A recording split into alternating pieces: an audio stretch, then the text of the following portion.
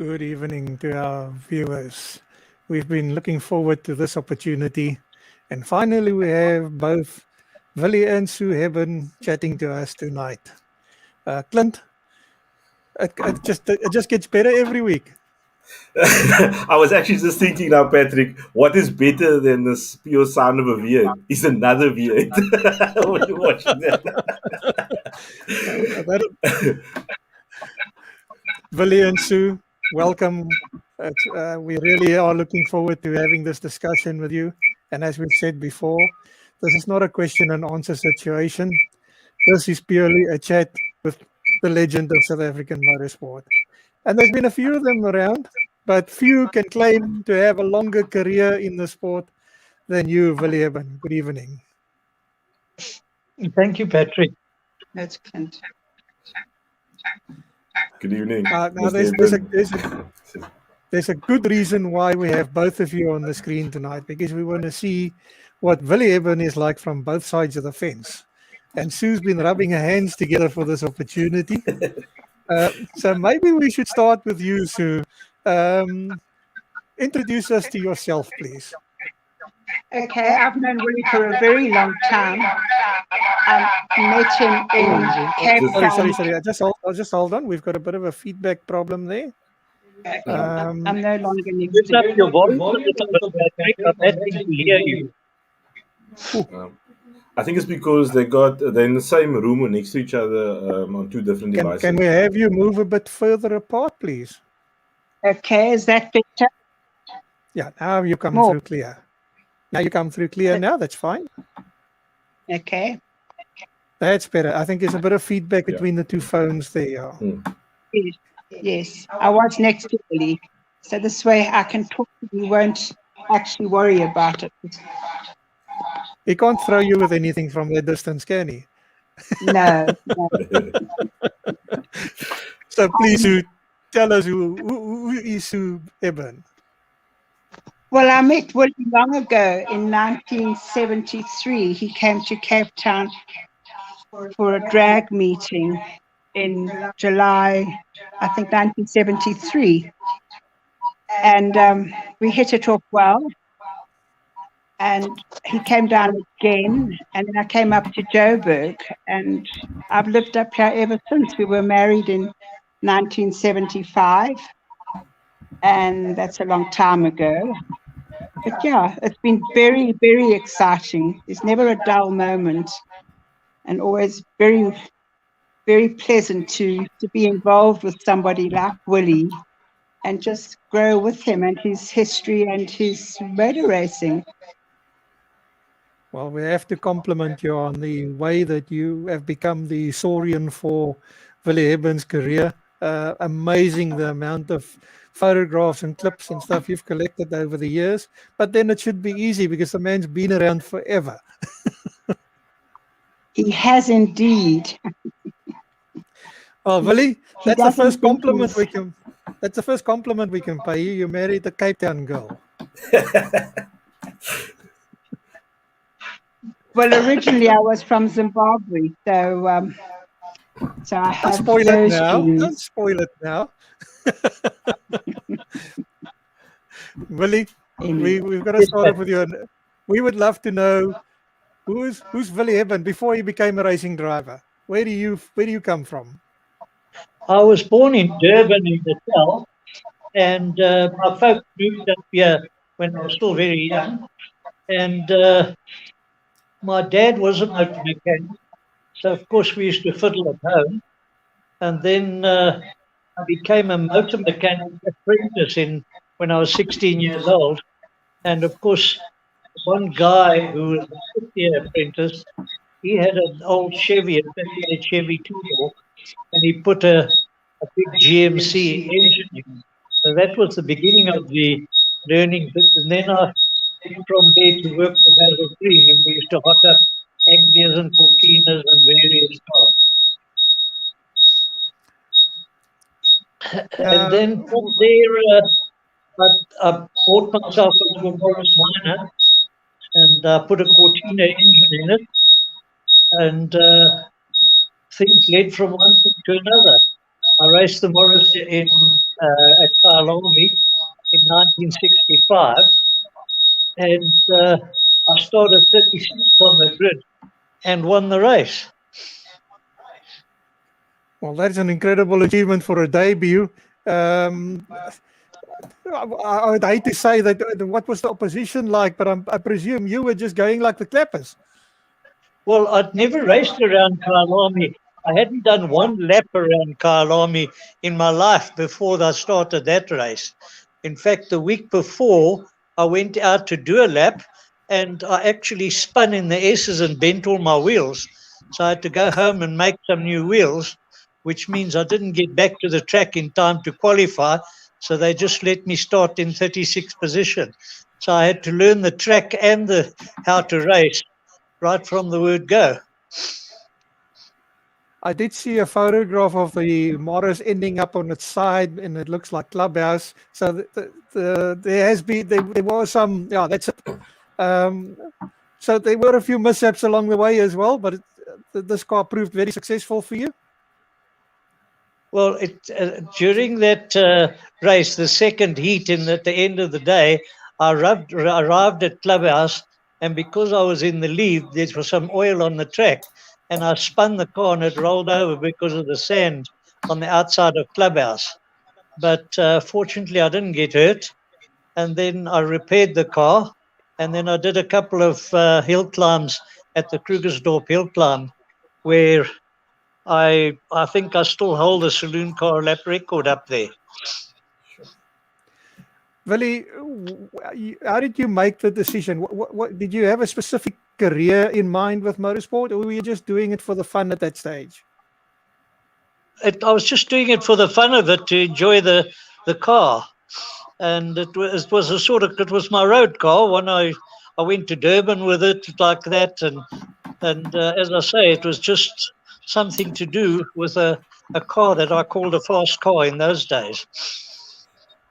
Now let's have the verdict on it now. What type of power output were you looking at with the Morris in those days?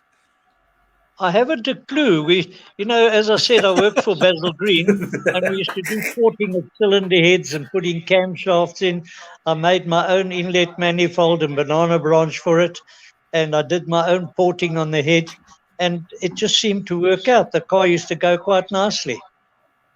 I would risk saying that it might have been the power output of one cylinder in the V8 today. Oh dear, I think the V8's got a lot more than one cylinder's worth. But anyway, it was good fun in those days. Tell us about, you were a keen drag racer. Yes, I eventually, when I crashed the Morris at the hill climb, on the last time I did the hill climb there, I ran out, the one side shaft came out, which meant I didn't have a handbrake, I didn't have gears, and I couldn't stop the car. So I went over the cliff, and that crashed the Morris. So then I built the Chevy 2, put a 327 V8 in, which was the engine at the time. And again, I modified it and ran it at the drags out at Rainbow. Then I put a little supercharger on it, and it was eventually quite a fast car. What was your fastest time? Can you recall that? Yes, it was 10.2. For those days, we didn't have these big slicks that we've got today.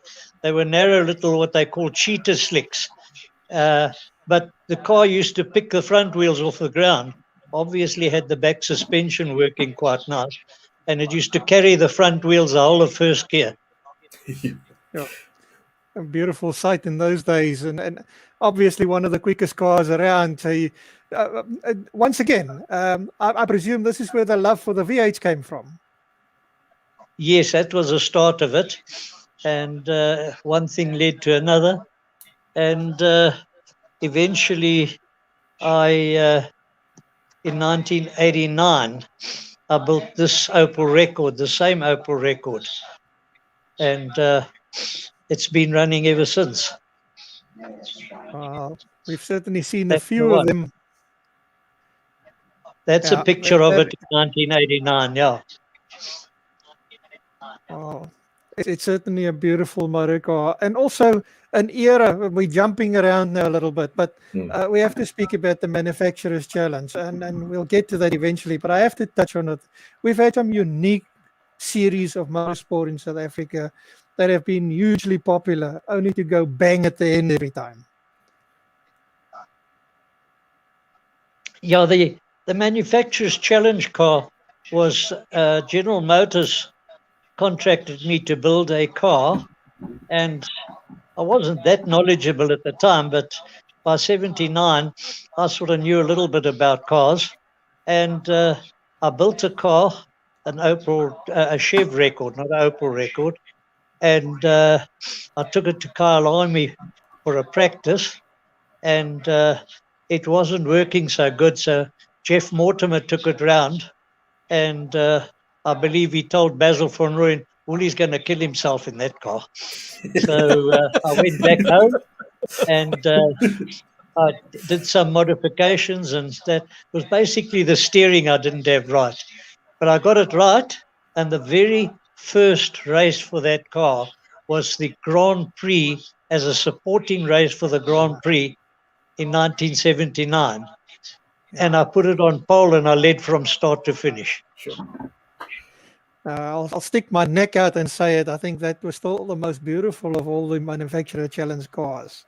It just had a nice shape to it. It really looked good on track. It was, as I say, a little bit homebred, but it looked nice. Everybody liked it. I thought Jeff Mortimer's Chevette looked a little bit more professional, but it was, a lot of people liked my car. And I think because I was the underdog at the time and all the professionals were racing against me, like Cyril and Basil von Rooyen and Dave Charlton. So, yeah, I think the people like the underdog to do well. Absolutely. But Willie, we've just gone past the Chevy 2 now. Take us to your first experience after that again. The Chevy 2? Yeah. Well, take us through the highlights of the Chevy 2 for you. The highlights of the Chevy 2 is basically that I used it as a drag car, and it was my road car as well. But then slowly it evolved into a drag car. And as I say, I ran it for quite a few years against some of heavy opposition, and I won quite a lot of drag meets with it. Sue, do we have to? Can we take it that you had to sit on the toolboxes many times? No, not really, not really.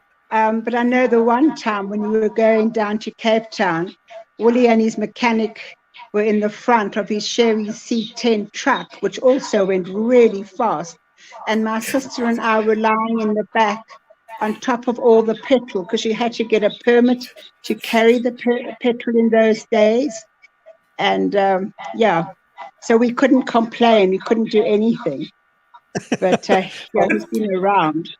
He really has. But I think his V8 day started a bit earlier when he learned how to drive. And where he worked, they serviced the hearses, big American hearses, and I'm sure those had V8 engines. And Willie used to look through the steering wheel and go zooming down Walmeran Street in downtown Joburg, and would fetch his little sisters and brothers from the home and after school and go to the swimming pool. So yeah, he learned it to drive a long time ago, and big cars too. Okay, Willie, is that the part you don't want to tell us?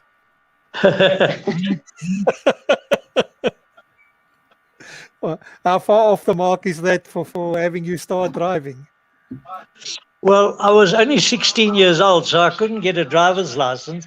But one of the African guys used to teach me to drive every morning, to reverse all the cars out of the workshop and park them across the road. And eventually I could drive well enough that my boss used to let me take the big Cadillac hearses back to Braamfontein to David T. Cook and Sons. And I used to look through the steering wheel because I was too short to look up over the top. And then I used to go along I can't believe I used to recklessly. I drove in those days, 70 mile an hour in the middle of Joburg, but I never had any problems, and it was absolutely super. And I think it taught me quite a lot in my early days. Well, we it doesn't. We don't mind anybody listening to it now. Long, long time ago. Yes. But don't take that advice for the modern era. I think there's a whole lot more traffic than there were in your days as a youngster. Yep. Willie, what came after the Chevy 2? The Chevy 2, drag racing. Gosh, oh, that's right. Then I stood down for a little while, and then I got that little red Mazda that you've got on the screen now. And I bought it as a repossession from one of the repossession shops. And I raced it at Kyle Army, and I was quite slow with it. I was 15th on the grid for the first race, and I finished 10th. And the second race that I did with it, I started 10th, and I finished first. And then I went down to Maritzburg with the same car, and John Rowe was the champion down there, also with the RX2. And he was very quick. He had the lap record and everything. And then in the race, I went and broke the lap record. So John Rowe put in a protest against my car that it was illegal. So we stripped the engine apart. We actually had to take the engine out there and then, and left the engine with the scrutineers. Then we went back to Maritzburg on the Tuesday, and I had to strip the engine. I'd never stripped a rotary in my life, but I stripped the engine, and everything they found inside was all worn out and buggered. So they were very impressed. That's certainly a compliment to get. Yes, you have a superb drive in a car that shouldn't be there. Yeah. The rotaries were also a very special part of your life. We know you as Mr. V8, but you certainly made your mark in rotaries as well. You've got to believe that. That's really true, because the rotaries, when I went from that little square headlight, which was a 73 model, and I got the Capella, and then I crashed at Leeuwkop. Maurizio Bianco turned me sideways, and I flattened the car there. And then I got the long nose Capella, which we called the long nose because it had a pointy nose on the bonnet. And I won many races with that. I won Index of Performance at the 9 hour and things like that. So that was very famous. And then from there, I moved to the RX-7. And that car was so successful handling-wise. It was unbelievable. And I did very well in that. And Robbie Smith drove with me a couple of times. And in fact, we won the Springbok Series outright with that little RX-7. I will always remember you coming to Killarney with the RX-7, the Duckham's colored car, in the endurance race there. And at times, you and Ben were running an RX-7 in that race. That's correct. You would come through damps totally sideways, lap after lap after lap. And you almost forgot that there's other cars in the race because we were all sitting there waiting for you to come past every lap. Because the sound of that rotary, once you put your foot down, you just never lifted. When you came through dams, it was flat out all the way to Malmesbury, and it would just be a quick lift and off you go down the back straight again. But that was a highlight that I'll remember forever. I got the impression that you were so in the groove that you could have carried on for a week doing that. It was very good. It handled so well and it was so reliable. It really was a nice car. The competition you had in those days, much of your competition grew in the sport as you did. But Ben Morgenroth must rate as one of your toughest opponents through the Mazda era. Yeah, Ben and I had lots of races and we were very good friends. Ben was always there to hound me. and I was there to hound him. If he was in front, I got past, and vice versa. But yeah, we've been running similar cars for years, and Ben was always there and always doing well. In the rotary era, did you enjoy the Group 1 or the West Bank modified element of it more? If you have to pick a favorite amongst the rotaries, which one would it be? I would say I enjoyed them all, because all my cars I enjoyed as much as the other one, because it was for the moment, not for what's past or what's coming in the future, but for the moment. And when I ran the little red car, it was so successful eventually, because I rebuilt the engine after the Maritzburg thing. And then when I moved up to the bigger one, I took that same little red head car with a square headlights, and I made it into a modified one.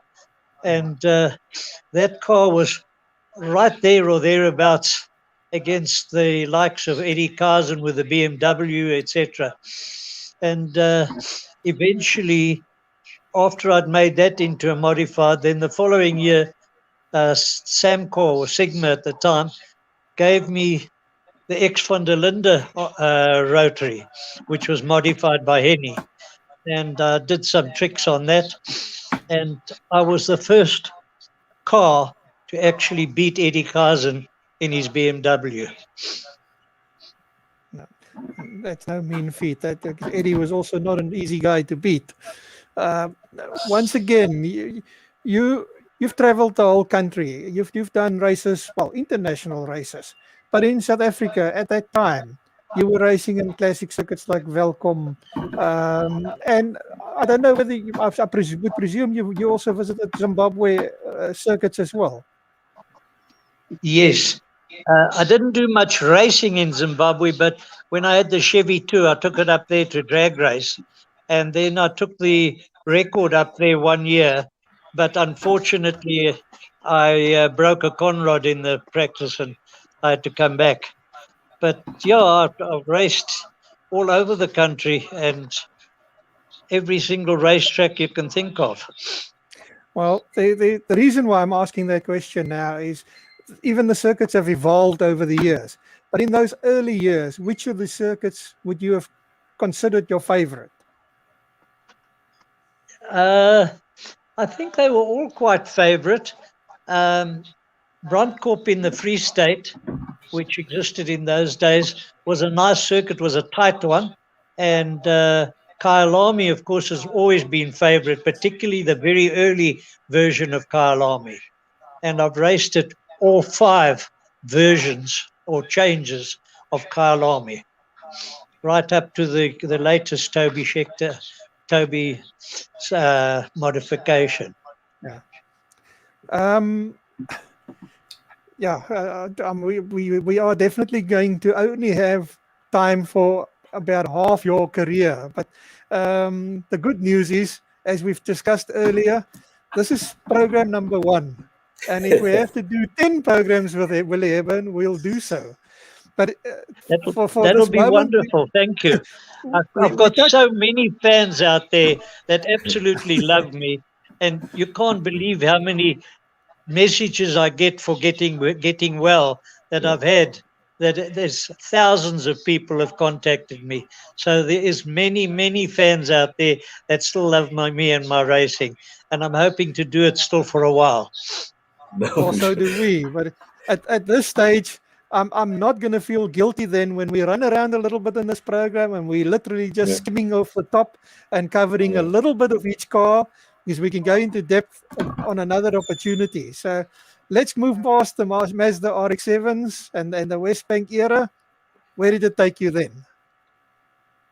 After that, I went to the XR8, the Animal.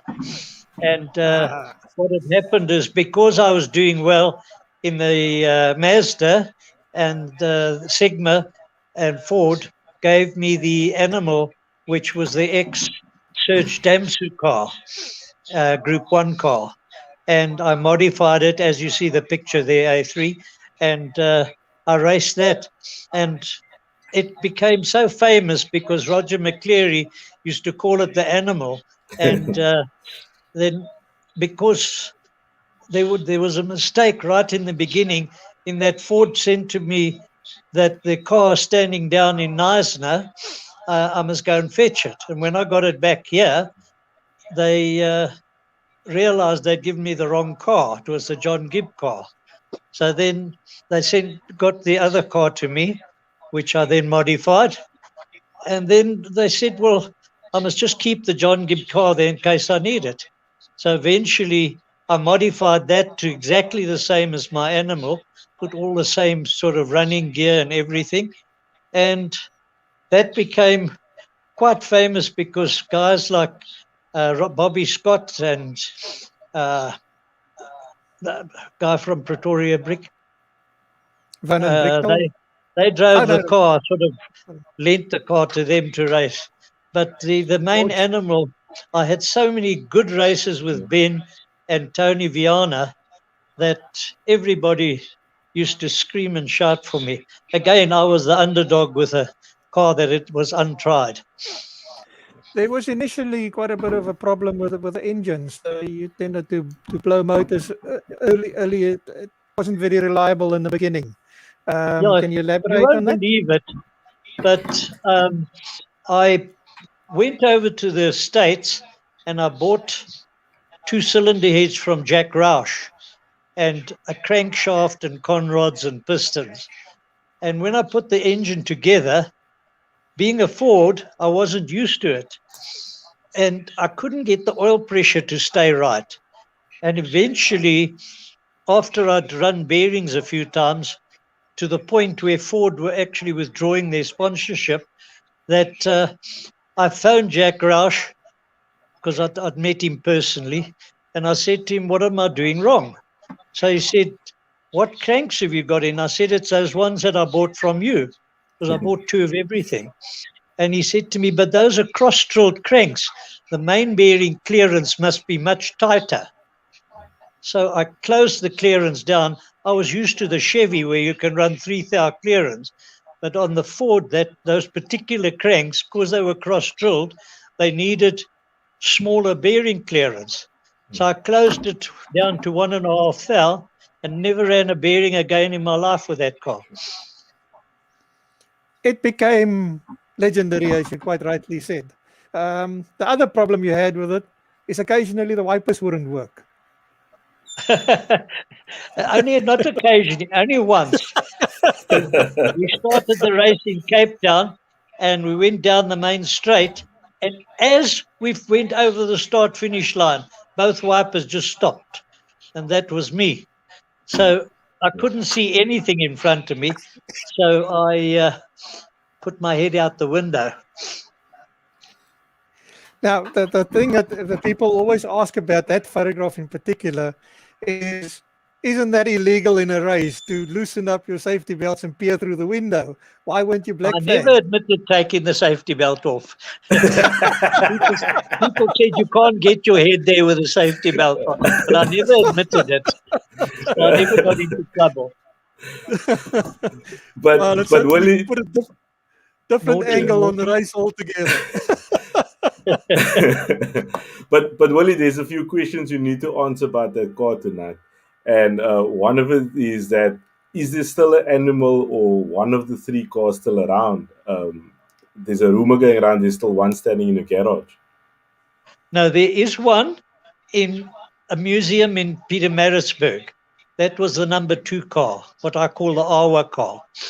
The original animal was actually mostly destroyed by Jürgen Zebentheim, in that when I sold it to him, he took it to Southwest Africa and he raced it up there successfully for quite a while. Then he moved down to Cape Town and started Novell Ford in Cape Town.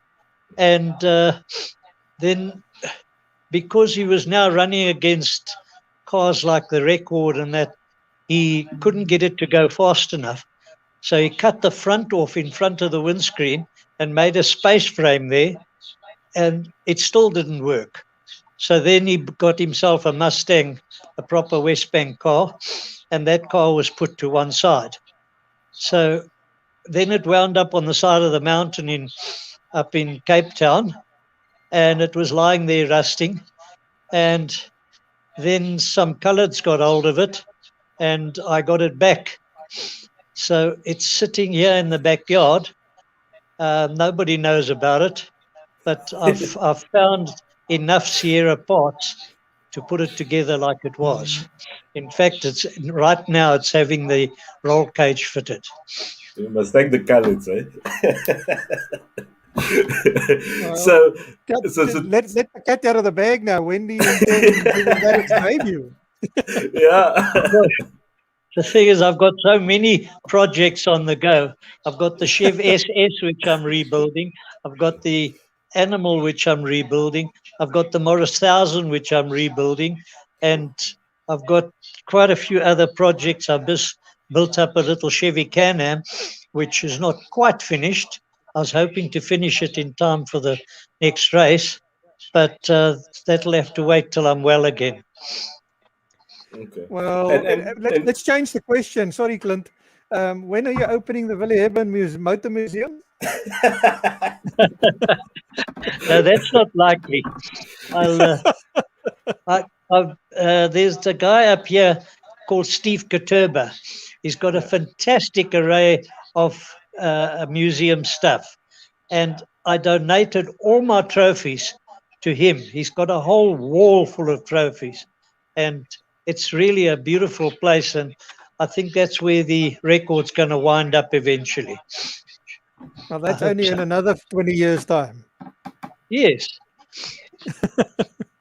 And the Animal, when it's going, Colin Lazarus from Lazarus Ford, obviously he backed me in the early days, and he would like it for his museum, because he's also got a little museum upstairs. It can only go in the museum after you've taken it on an honorary tour of the country to every circuit it's ever been on. for sure. Just send me the check, Patrick. Just send me the check. I cannot imagine you not getting proper support to do just that, Willie. It's such a legendary car that I'm sure the people must be queuing to get a part, to get their name on it as well. Yeah. No, for sure. So you're definitely known as the spectator's favorite, right? And when the spectators talk about yourself going around in the Animal, there's a story that needs to be answered. Also, is that what happened between yourself and Chris Aberdeen when they closed the garage door? Sorry, Clint, say again. So in Cape Town, there's a story that there was a race between us. You raced Chris Aberdeen, and after the race, you came down the pit lane walking, and then they closed the pit door, the pit garage, because you wanted to speak to Chris Aberdeen quite softly. I actually don't remember that incident. Obviously, wasn't enough to embed itself in my brain. I only looked for the good parts. Okay. So there goes the myth, Patrick. Well, Willie, the Chevy SS came before the XR8, didn't it? No, the XR8 was in the late 70s, and I built the SS in 1981. That's true. I do apologize. It just doesn't sound right. It doesn't sound right for you to want to race an SS in 1981. Yeah, I built the SS in 81. It was then in the Hecro colors. Yes. Hecro was a place in the Free State that sponsored me there, and they paid for the paint job. And I had a problem the first race I did with it. Same thing, I ran a bearing, and it was just a bad luck thing. But then I fixed it up, and it ran beautifully. And in 1982, which was the second year, which Eddie Kaizen from Tiger Wheels offered to paint the car in Tiger Wheels color, and he would sponsor me, but only 1,000 Rand per win. So I took 9,000 off him that year. You just cleaned up. But how did you come to the decision to run an SS? It seems an odd car for that era. Even in 1981, it was already a fairly old car. I'm not knocking the car. I think it was quite a beautiful car when it eventually ran.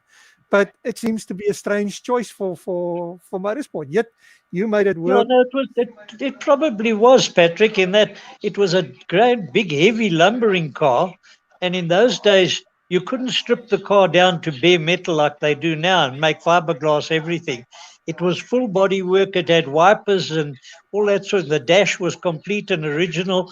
Obviously, the seats were taken out. And I actually sent the car to General Motors, and a guy at General Motors was one of those guys who could use the English wheel to roll aluminium. So he made the whole bodywork out of aluminium for me, which pop riveted onto the car. And then I had great big 19-inch back wheels, and but they wouldn't let me run the manufacturer's challenge wheels. They said they were too wide. They were the widest tires ever used on a car. They were 16.5 inches wide, whereas the record now has got 14 inch. So you can imagine how wide they were. Anyway, I reduced it down to 13 inches, but still using the 19 inch from the manufacturer's challenge car. Yeah, what I do remember of the SS, it seemed to always stand very high in the air for a race car. I always thought that you could get it lower, but then it would have been something like the BMW that Ken House built for Ian Schechter. It would have looked strange again. Yeah, there's only so much you can lower a car with its standard suspension. We weren't allowed to change the suspension. We could stiffen it up and put coilovers in, but they had to be mounted in the original place. So if you lower it too much, the angles get too serious, and then it locks up when you're going around the bend. So although it was fairly high, it worked very well. It handled well, and it just worked nicely. I don't know how I got the combination so right, but it just worked. Well, once again, compliments on another brilliant era of the sport. I think people hated you for getting it right so well, because nine victories and nobody else were in with a chance at that stage. Yes. I'll remember Mike O'Sullivan brought that Rover in from the UK, which was supposed to be quite a fast car, but he couldn't stay with the chef. Well, I have to give him credit as well. That was a beautiful car in its own right, and I believe it's running quite well in England now. I'm busy putting it together again. Oh, you The mean same the car? Rover? Yeah, no, the Rover, Rover yeah. went back to England, and I believe it's racing over there. The SS that you're putting together now, is it the original car? Yeah. I've got the original aluminium bodywork and everything, and it's going to be in the Tiger Wheels color exactly as it was then. Same 19-inch back wheel, same everything. Well, you're going to be an extremely busy man when it comes to passion for speed again, because you're going to have to run in every single race on the day. You're going to have a car for each category. I'm looking forward to that when I can have enough cars that I can race in every race. I don't think Peter de Toy is looking forward to it, though. He's going to have to build a special hangar for you just to have your car stored in it. Yes. Yeah. And would you do the land speed record again?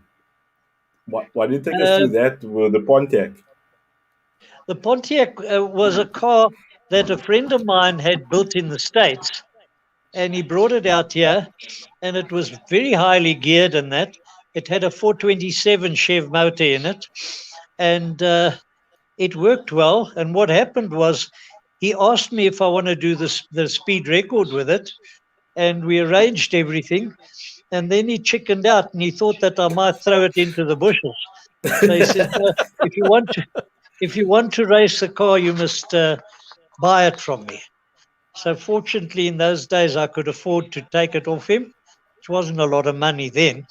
But yeah, and then we took it out to the Villiers Road, which was then hadn't been opened for the public, the toll road.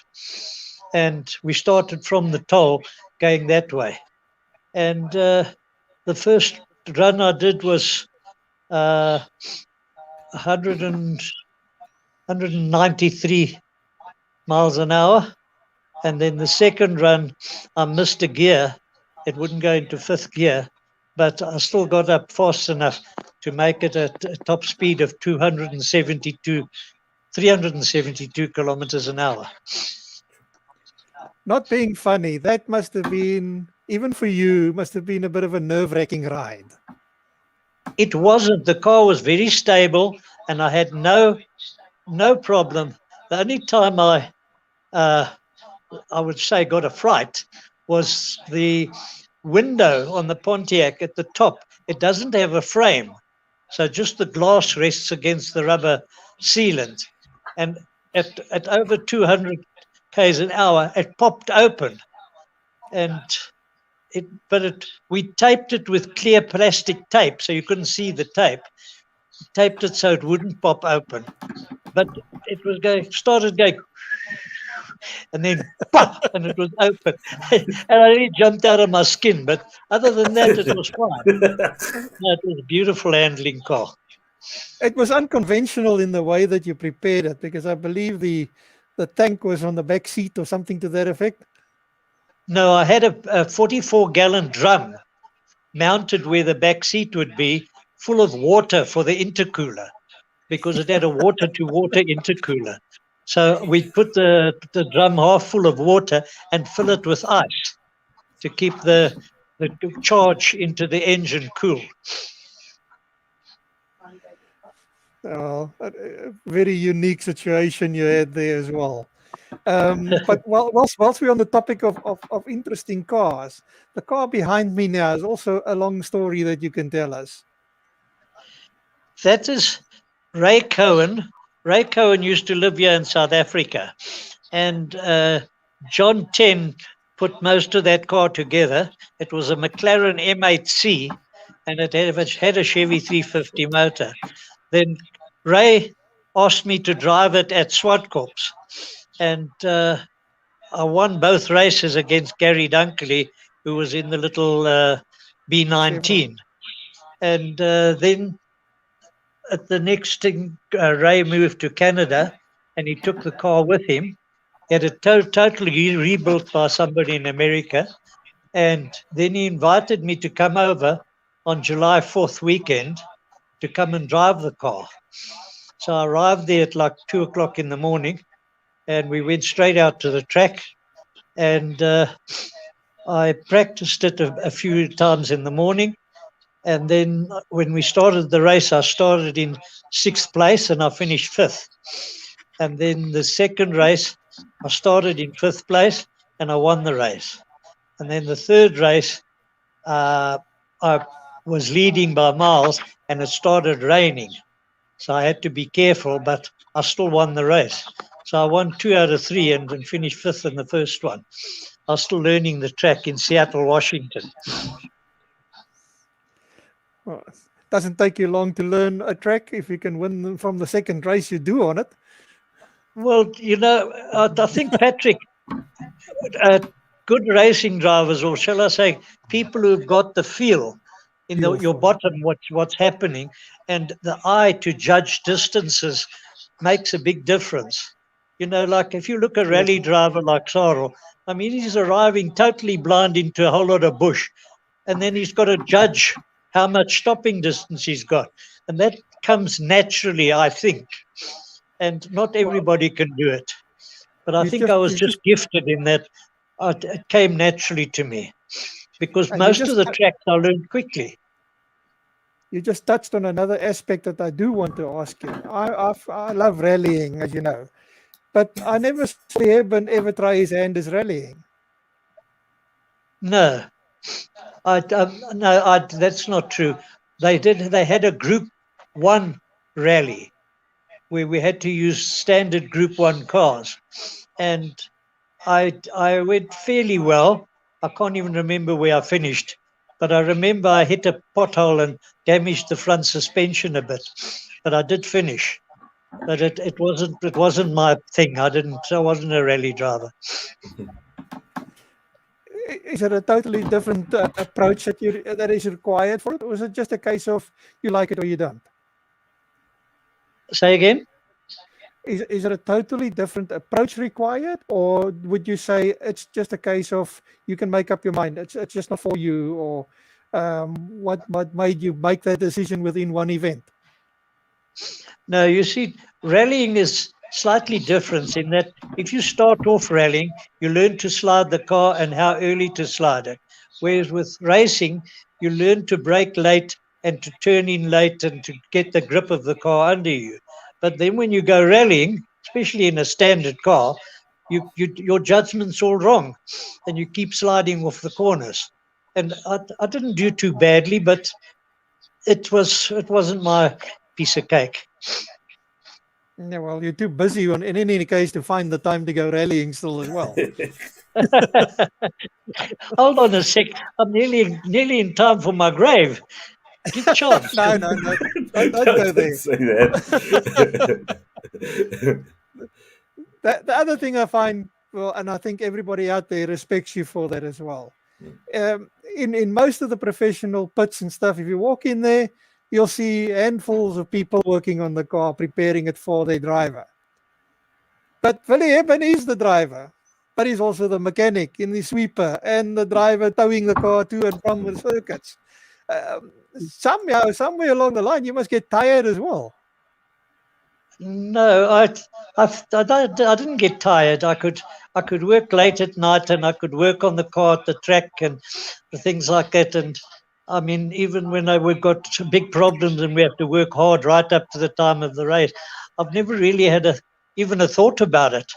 But some of my brothers like Brian and Andrew, they used to help me on the car, and my friend Bertie Murray and various guys, they used to always help me and they used to dive in. But I wasn't scared to get in and do myself and help them get it all ready. And I also believe there's definite benefits involved in that because you know every nut and bolt. That car speaks to you every time you get into the seat. I always tell everybody that it's like having an X-ray vision of your car. If there's a slight clicking noise, your ear can pinpoint exactly where it is and what it is. And because I knew the car so well, because I worked on it, as I say, I had like an X-ray vision of what was going on in the car. Do you ever just get into the car and drive for the sheer fun of it? In the time period that I've had the privilege to see Willie Hepburn race on the track, there comes a time where you literally almost pull that steering wheel towards your face. And then you know Willie Hepburn is getting serious behind the wheel.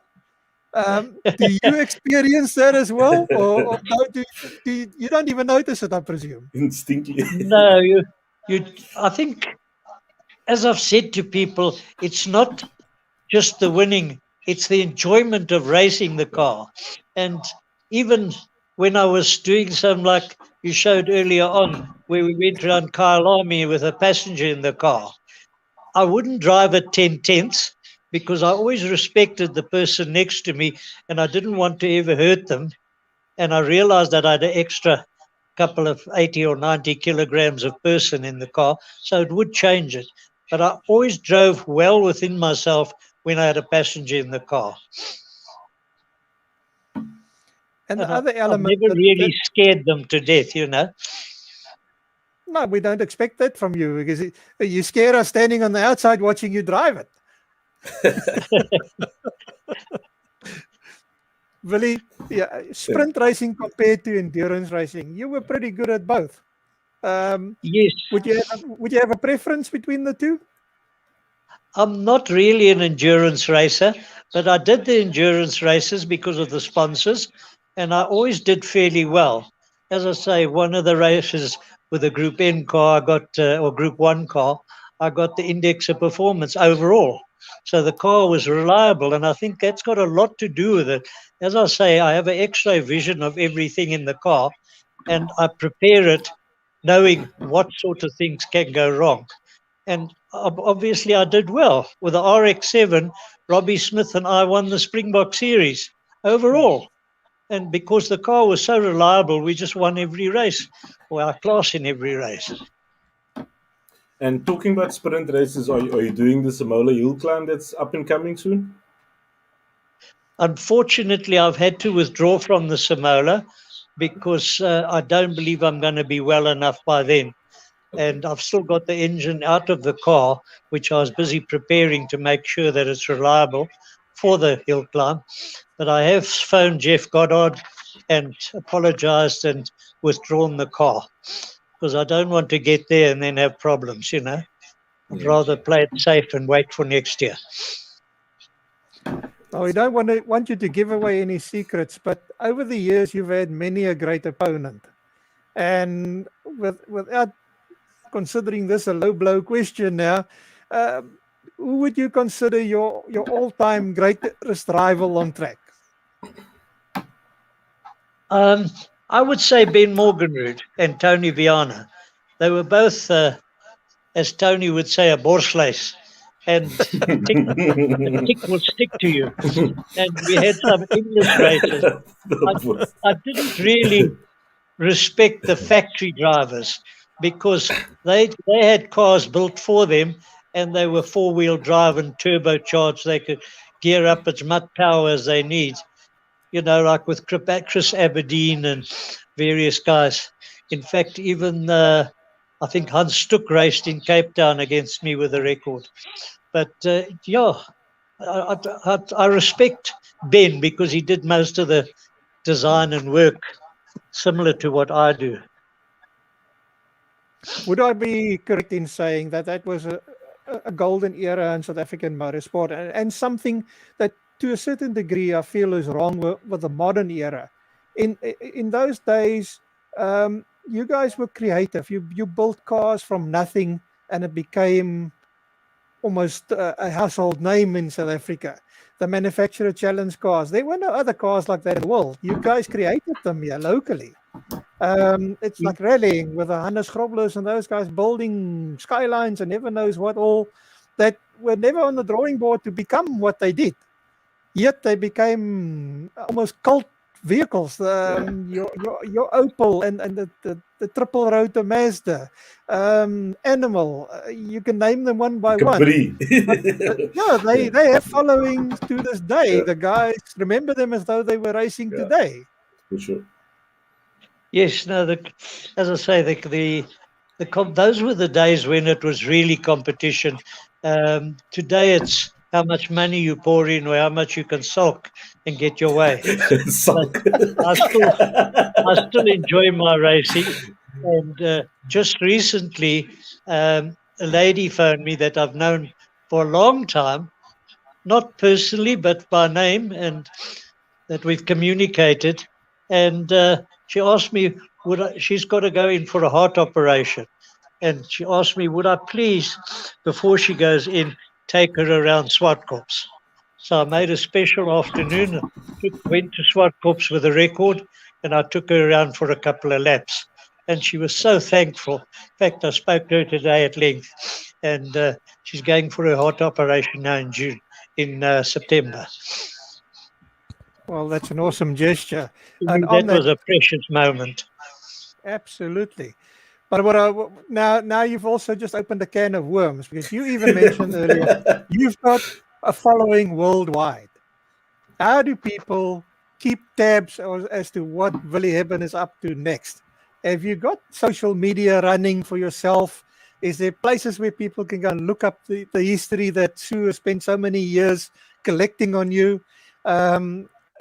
There are people out there that want to know far more about you than we are talking about tonight.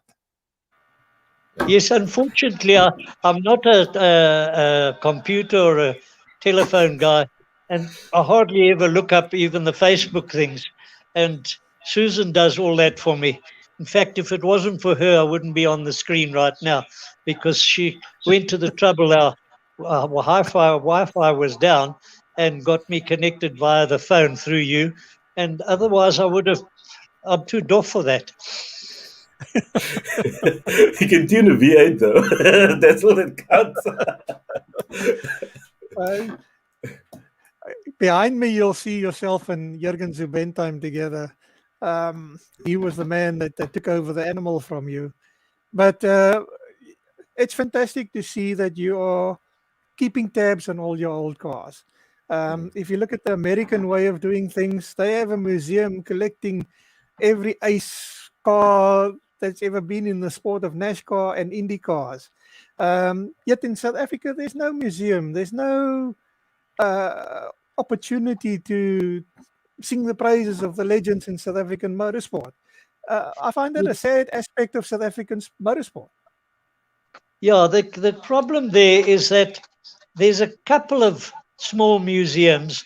Like I said, Lazarus has got a little place upstairs where he keeps the odd car.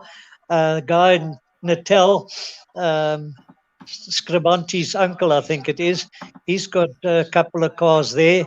And what's the name?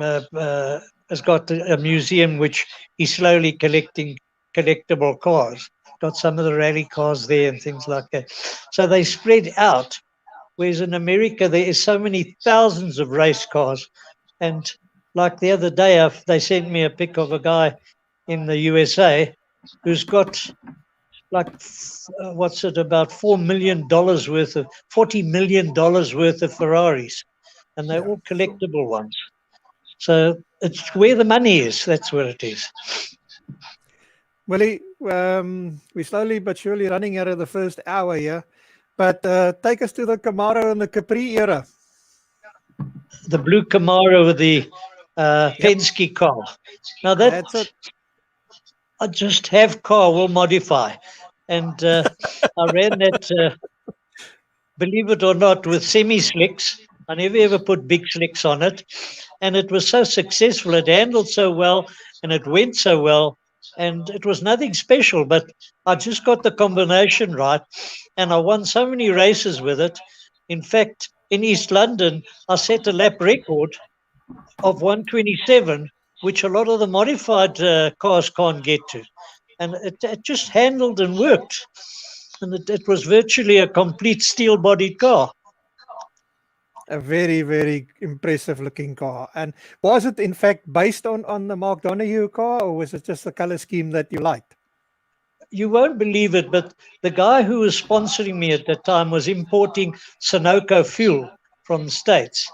And he phoned Roger Penske because Roger Penske used Sunoco fuel and Roger's car was also a blue one.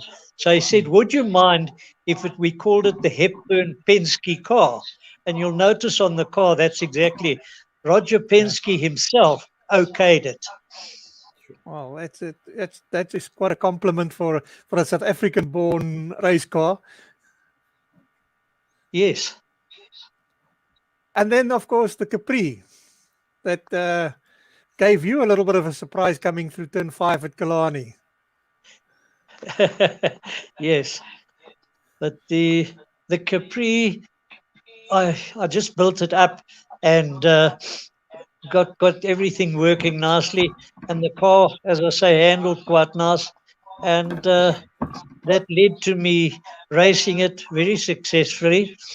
And then unfortunately, going up to turn 5 at Swartkops, the brake pedal fell off. The pedal assembly is one of those American ones that you buy as a complete unit, and it's got a little circlip that holds the pin where your pedal swivels on, and that little circlip had come off. Why, I don't know, but the pin fell out, and when I looked down, I said, for goodness sake, Hepburn, you missed the pedal. Anyway, then I had a big surprise with all the tires. You were fortunate. You haven't had many many big accidents in your career. You can't really fill a book with that element of it, thankfully. But most racing drivers have a scary accident or two during their career. Would you consider that one of your biggest? That was actually the worst one, I think, because I nearly killed a couple of people there. But the thing is, it did put me in hospital, which normally I don't. And I've rolled a few cars and I've had little crashes, but I wouldn't say there's anything very serious. And fortunately, I've been lucky. I've broken no bones or anything like that in all the racing that I've done. And I think for 55 years of racing, the number of accidents are very few. The Capri also led to you building quite a few of them. It's almost like the record. It created its own legacy. You had to build more Well, of them. every man and his dog wants to build a Capri or a Can-Am now. In fact, my car I rebuilt, the one that I crashed, I rebuilt and sold it to Darren Goodmans. And then that was so successful that Derek Boy asked me to build him a Capri for his son, which I then built him a Capri, which is the one that I raced at Swartkorps year before last at the Piper. And I finished second behind Rudolf de Vos, which car I'd built anyway. It just doesn't stop. But Willie, you are obviously getting tired as well. We have come up for an hour already. Clint, I think we must let the man rest so we can hijack him again for another 2 or 3 programs in the future instead of getting him all That will tired. be lovely, Patrick. I would thoroughly enjoy it. Yeah. Whenever you're ready, you just call me. Thank Well, you. Willie. And Clint, thanks as well. It's a pleasure. Thank you, Mr. and Mrs. Hepburn. It's been a true honor to interview or to have this discussion with you. It was absolutely fun. And I think, Patrick, we didn't even have a chance to look at all the comments tonight, but definitely the crowd is going mad here. And we'll definitely have a second session of this. And I wish to compliment you also. You've got such a great memory in terms of the amount of detail that you remember. It is absolutely astonishing. So thank you again for your time. Thank you, Clint. And to the Hepburn family. Sue, thank you very much for looking after our V8 hero there. And we hope to see you at many a racetrack in the future still. Willie, may you recover soon. This is not a good thing that's happening all over the world, and we hate seeing people suffer as a result of it. Yeah. But it's so good to see you recovering, and we look forward to meeting up with you, if not at a racetrack, on the screen very soon again. Thank you very much, Patrick. And I'd just like to say as a last thing to all the guys that are watching tonight, because I believe thousands of people are watching this show, thanks very much, and thanks for all your support. Thanks, Clint. Thanks, Patrick. It's been super listening to Willie. And we'll see you again soon, hopefully. Yeah, no, for sure. Thank you very much. It has been our pleasure. Yeah. And thank you to Byron behind the screen. We look forward to coming back to you again. Thanks, Byron. Yeah, a true honor. Thank you. Bye-bye. Bye. Ciao. Bye.